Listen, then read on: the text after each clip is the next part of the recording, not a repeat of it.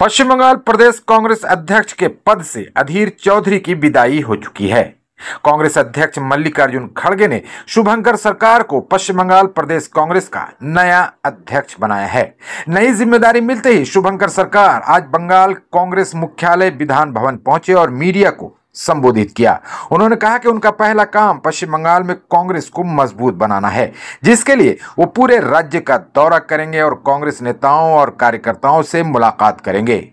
एक booth agent की हैसियत से राजनीति में अपना करियर शुरू कर आज प्रदेश कांग्रेस अध्यक्ष बने शुभंकर सरकार ने कहा कि वो अधीर चौधरी और प्रदीप भट्टाचार्य समेत तमाम सीनियर नेताओं के साथ मिलकर काम करेंगे और बंगाल में फिर से कांग्रेस को मजबूत बनाएंगे। नए प्रदेश कांग्रेस अध्यक्ष ने कहा कि टीएमसी के करप्शन के खिलाफ हमारी लड़ाई चलती रहेगी। केंद्र में हमारी लड़ाई बीजेपी के साथ है और बंगाल में टीएमसी के साथ। लेफ्ट फ्रंट के साथ गठबंधन के मुद्दे पर शुभंकर सरकार ने कहा कि सभी के साथ विचार विमर्श के बाद ही वो कोई फैसला लेंगे। आरजी कर मुद्दे पर कांग्रेस नेता ने कहा कि सीनियर डॉक्टरों को और पहले आवाज उठानी चाहिए थी, नाइंसाफी के खिलाफ आंदोलन करना चाहिए था। अगर ऐसा होता तो उस नौजवान लेडी डॉक्टर की जान नहीं जाती। अधीर चौधरी এদের সঙ্গে কাজ করার আমার অভিজ্ঞতা আছে। যে আজকে জোট রাজনীতিতে অন্য রাজনৈতিক দলের সঙ্গেও আমার কাজ করার সুযোগ হয়েছে।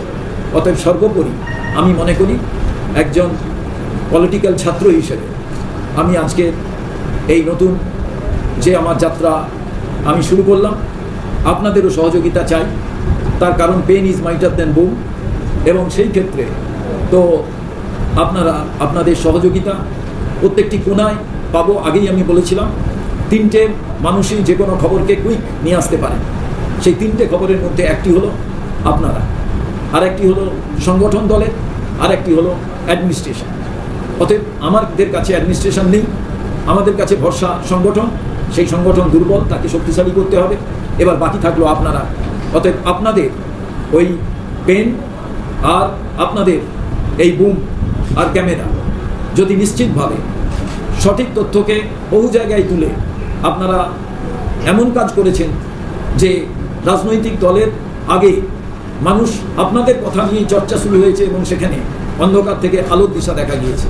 তো আগামী দিনে আপনাদের সেই আমি মনে করি অন্ধকার থেকে আলোর দিশা দেখাতে আপনারাও সেই সঠিক তথ্য এবং ইনফরমেশন খবরের আকারে আমরা পাবো, যার মধ্যে দিয়ে পশ্চিম বাংলার সার্বিক উন্নতির কথা আমি ভাবি।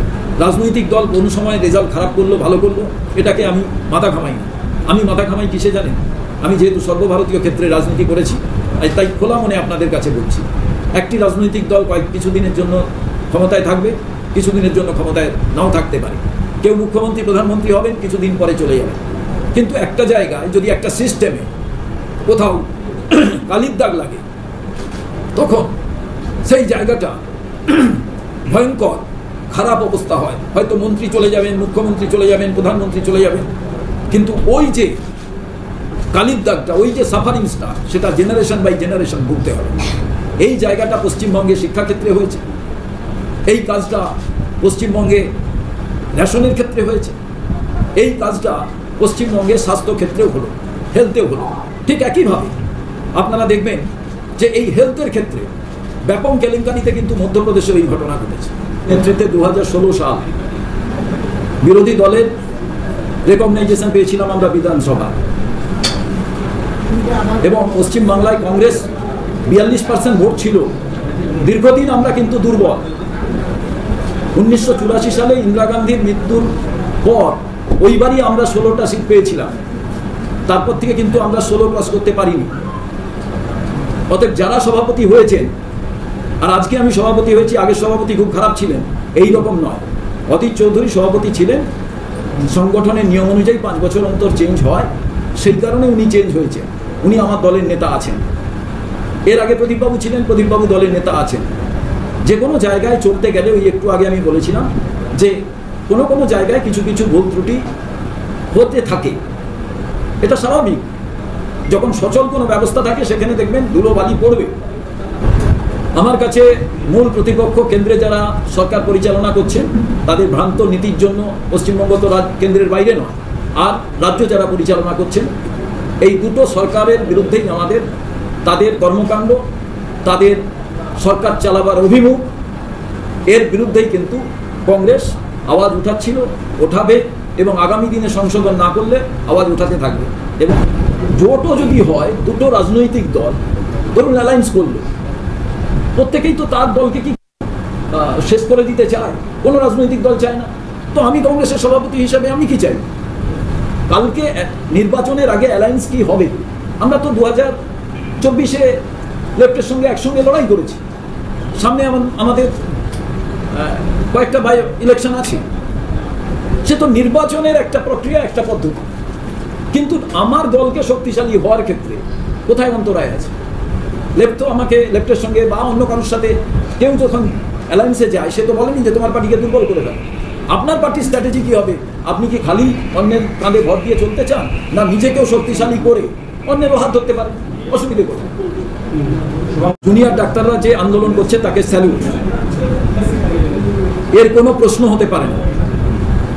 আমার বাড়ি থেকেও ডাক্তার আছে। কিন্তু আপনাদের কাছে একটা কথা বলি, জুনিয়র ডাক্তার আন্দোলন করছেন, বাংলায় এইরকম কালো দিন। আমি সিনিয়র ডাক্তার সমাজ যারা আছেন তাদের কাছে আমার খালি জানতে ইচ্ছে করে, কোনো প্রশ্ন না, যে এতদিন এই ব্যবস্থাটার মধ্যে এত রকম দুর্নীতি চলল। সিনিয়র ডাক্তারদের অনেকেই খুব ভালো বক্তৃতা দেন, বিভিন্ন জায়গায় যান, ভালো ভালো কথা বলেন, সমাজ তাতে উপকৃত হয়। তারা যদি একটু আওয়াজ বেশি করে তুলতেন, প্রতিবাদ করতেন, আজ মনে হয় কষ্ট করে জুনিয়র ডাক্তারদের এতদিন রাস্তায় থাকতে হতো না, আন্দোলন করতে হতো না, বাংলায় এই কালো দিন দেখতে হতো না, এই মেয়েটিকে আমাদের হারাতে হতো না।